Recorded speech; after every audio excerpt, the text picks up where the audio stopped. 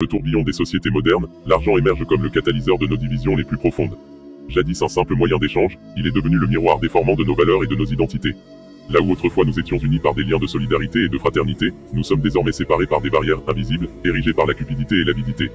L'argent, ce fluide insaisissable, semble avoir infiltré chaque aspect de nos vies, transformant nos relations en transactions commerciales. Les différences de richesse créent des fossés béants entre les individus, perpétuant ainsi l'injustice et l'oppression. Les inégalités économiques se reflètent dans les inégalités sociales, politiques et même raciales.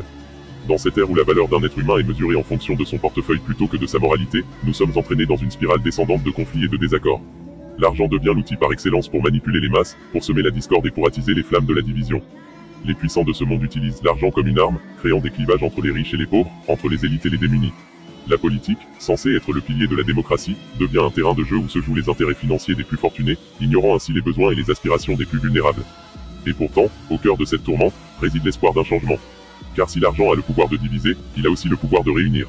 En reconnaissant notre humanité commune et en défiant les structures injustes qui favorisent les riches au détriment des démunis, nous pouvons transcender les barrières imposées par la richesse matérielle.